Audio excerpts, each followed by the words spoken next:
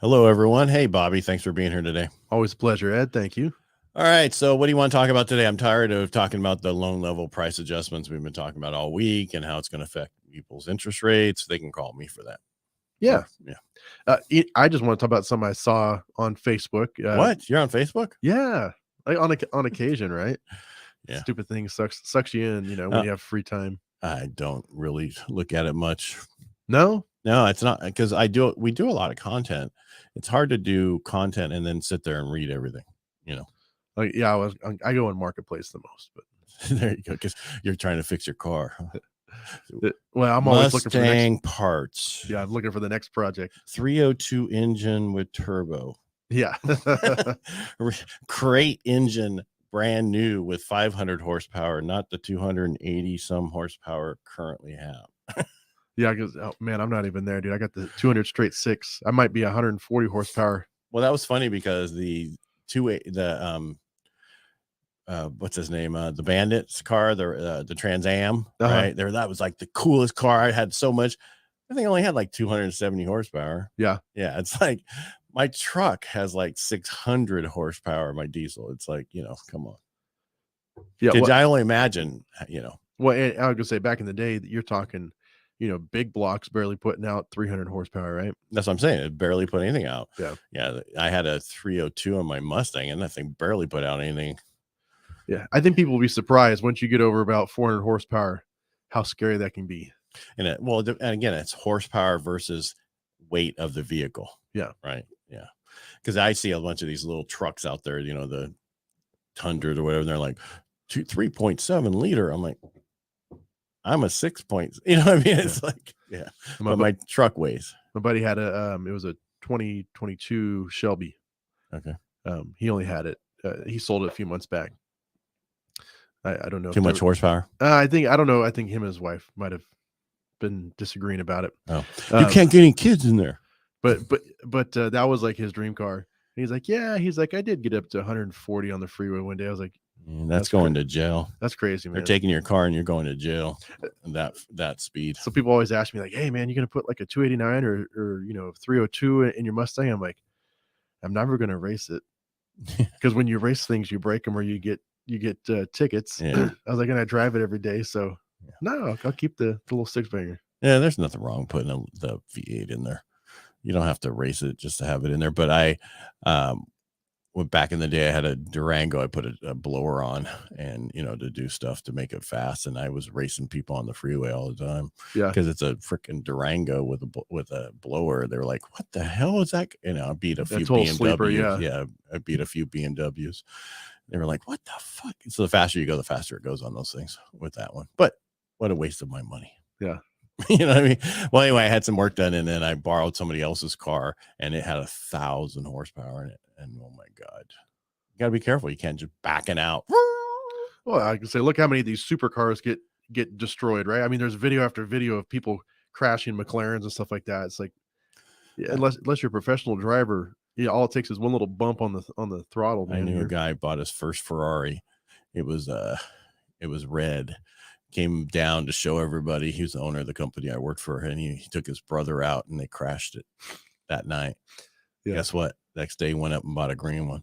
Yeah, because they came and picked that one up and shipped it off back to Ferrari. Oh, he said his red one's too fast. Well, no, it just sent you could it. I mean, when it hit that curb that it hit, it just knocked the wheels off. That's what happens. They break those things. Yeah. So to redo it, they have to replace all the bolts, all of this. It's just amazing what they have to do. It's almost 8 months later, then it's fixed and they sell it. It comes back from Italy, huh? Or where they sent it to. You know what I mean? It probably was here. Yeah. But it's like that's the problem. It's like the speed you want to really use it. Like you said, you got to be careful. Hey, those new Vets, those are nice looking. I don't fit in Vets, so can't tell. No, I've never tried sitting in one. Yeah, for me, so like I had and I'm not bragging, but the nicest car I ever had that I liked as a sports car was a 500 SL. The problem is getting in and out of it was horrible for me. Yeah, especially trying to get up. That's why I like trucks. I slide down. Yeah. I step up with a step.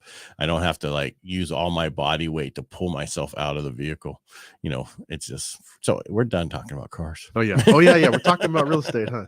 Well, it's still the same thing. It's costing prices of used cars went so high during in the last few years. Yeah. And now they're saying a lot of those cars are going to be turned in. Or repoed because the payments are so high. The average payment for those things are $800. And that's a lot of money. That is, and it's obviously, so if in a lot of scenarios, it's messing up people's debt to income ratio to where they're not getting into homes because they have a vehicle that used to be what a house payment was. Well, and you gotta remember that with rates the way they are on homes and everything else, it's you got to make so much more money now just to offset that. So if you normally have to make 75 to 100,000, where before without that payment, you know what I mean? This is just to get in regular homes. I'm not saying it's expensive.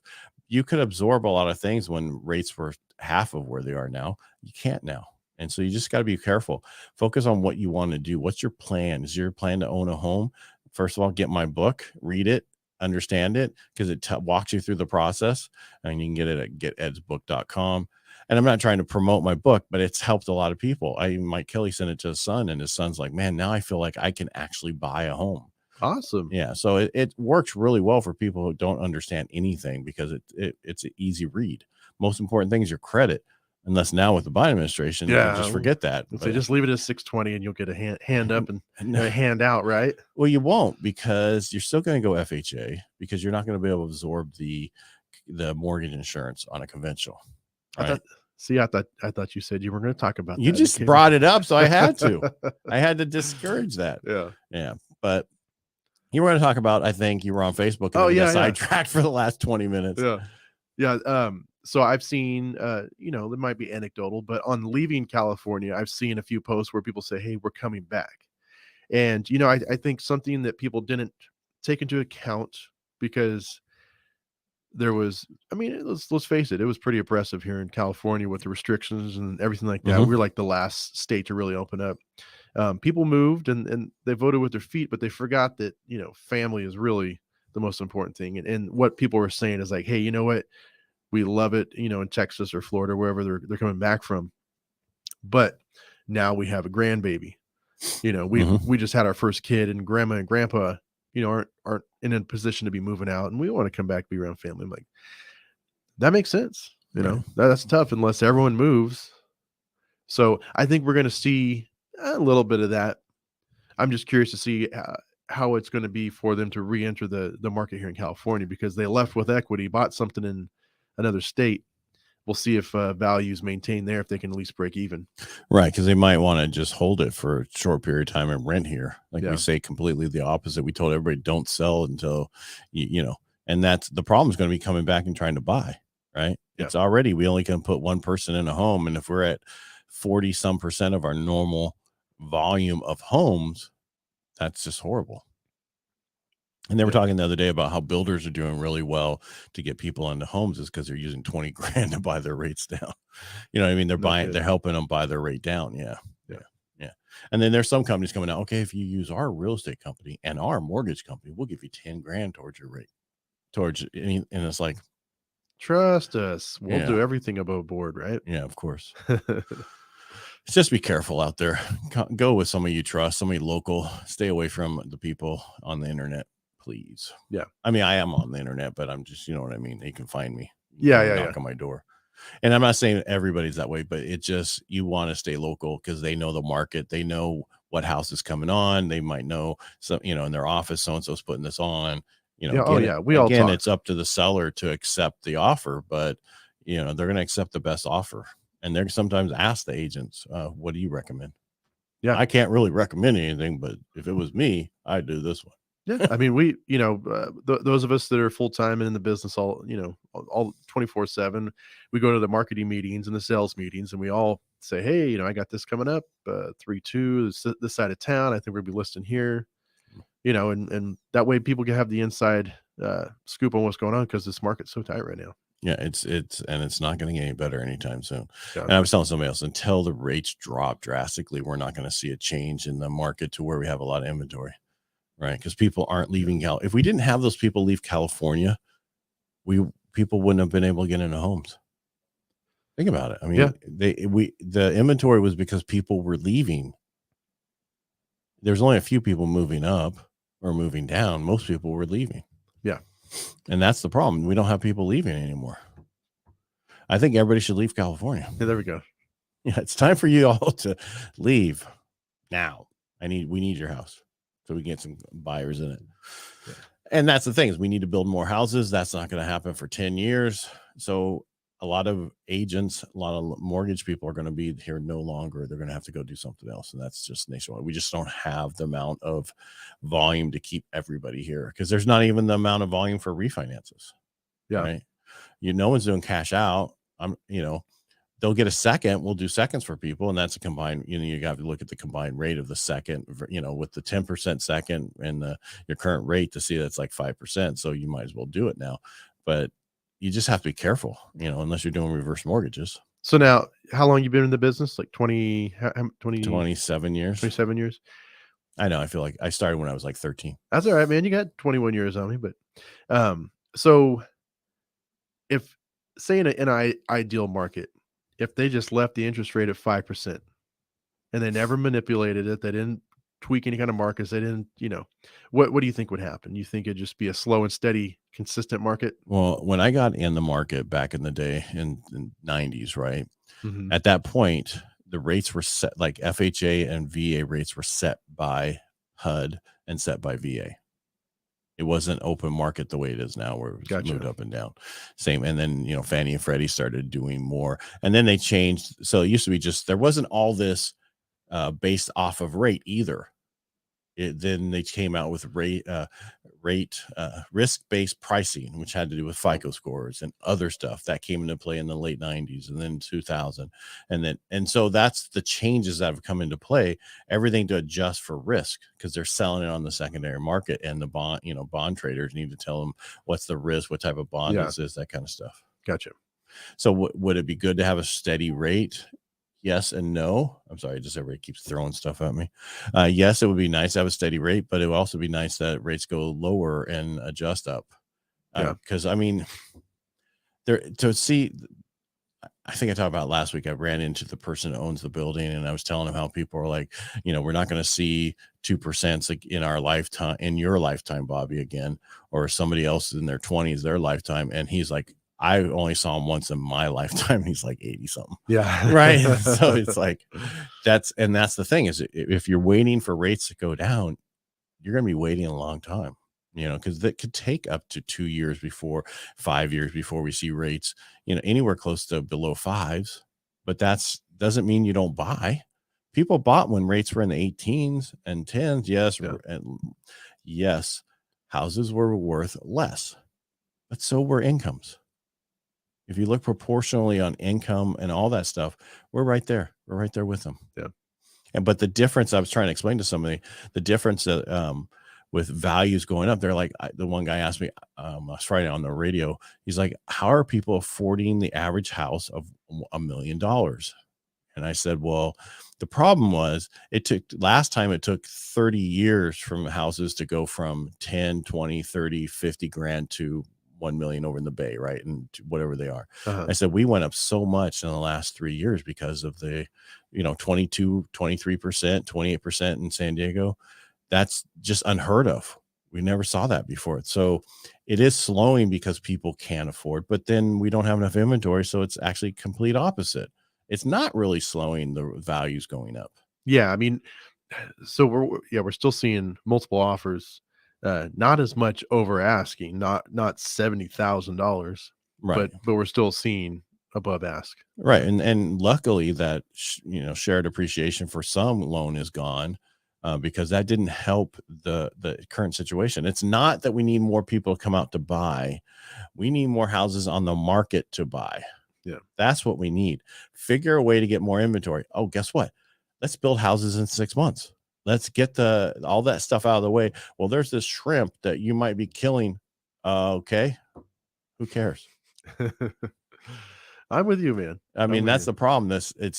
People stop things from happening too much, right? You have farmland. You've been farming it forever. Well, put houses there, right? What's the difference? Anyway, I don't know. I don't know what to change, but people are going to have to move elsewhere to be able to own a home. Well, I think what's going to happen, either that or they're going to start building up and people are going to start buying condos. Yeah, but they still have HOAs.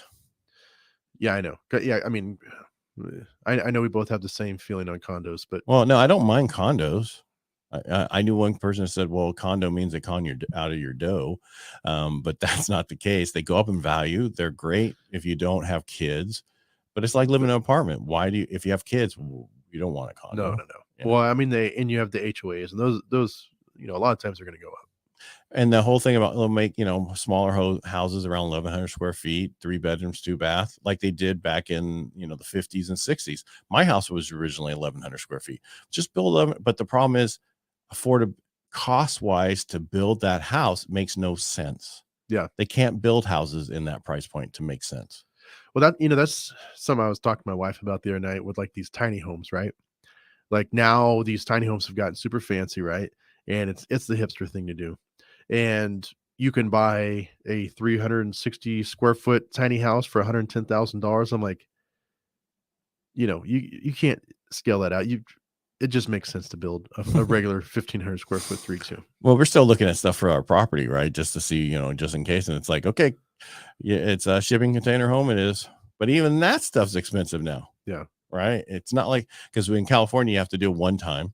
And those aren't like $5 grand anymore. Some of those are $8 grand now. It's like, because you want the 9-foot ones, right? You don't want the 8-foot ones. You want the higher ones so you can put the insulation in. And of course, in California, we can't do spray foam. California, man. Yeah. Well, take it out of state and have it shipped in. Oh, then it costs a diesel. Yeah. Everything they can. They're always saying there's no affordable housing yet, then they fight any kind of development of new properties, right? Because there's ways to do it, but again, it's getting the costs for permits and all that stuff out of the way, right? Yeah, that's how expensive. I said this over the last few years when we were looking at our house. You're like, okay, you got $16,000 in school fees, and that's not counting anything else. That's just one fee. I'm like, why? Yeah. You get money from the freaking government to put schools in. Why do you need to tax me? Yeah. Like I said, that's a whole nother show right there, man. Because Belarus. Government is our biggest thorn in our side, right? Yes. And especially the current one.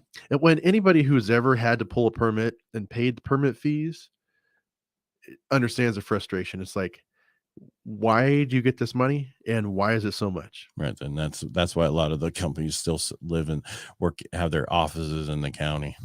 I remember even just like for like my roof permit, right? That was like $550. And the guy came out, put the ladder got up on the roof for about 2 minutes, said, look good. You gonna do a good job? I'm like, yep, my house. Okay. And that was it. I'm like, why did I pay this Yahoo to come out here? Yeah. Well, that's like when they did our pool, they pulled and they're like, oh, we said the permit are they finished yet? Why don't you come out and figure it out? Yeah. I paid you for it. Right. Might as well come out. I mean, just the stupid stuff that they're, and the worst part is I saw someone say, hey, there was a drone over my house sitting there whatever. A lot of that is Modesto checking out if you put a structure in your backyard. Oh yeah. So they can not fine you, but you built a patio and it's attached to the house. Well, now it's a cost. That's not a freestanding. So you have and I'm like, that is a Costco one that's back there. Oh, you don't have it attached to the house? No, it's a Costco one freestanding. So Oh yeah. So someone actually, they called me. Yeah. What? About it. Yeah. Gosh. We saw that there was a structure in your backyard you built. No, that was a Costco thing. Well, I go, have a nice day. They were not happy with me. Don't try to raise my taxes because you think I built a structure in the backyard. You built a guest house in the back and stuff.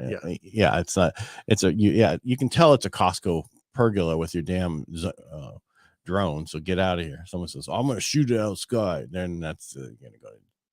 You'll be thrown in jail for 10 minutes and let go. Yeah. No, you'll actually probably go to jail for a long time. Not like if it was drugs or whatever else, killing somebody, it doesn't matter anymore. So they don't prosecute anybody. Yeah. Stanislaus County, they do. I'm talking the rest of it. Yeah. Gotcha. Anyway, because we still have stores here who want to be here. All right. I'm going to move on before I get into more trouble. All right. Bobby, thanks for being here. Thanks for Ed. talking. And if you're coming back from California, reach out to us. We want to help you. So I'm Ed Parcaut everywhere. You can get a hold of Bobby at 209-550-1087. Reach out to Bobby and we'll take care of you. Yep. Always happy to help. Yeah. Make it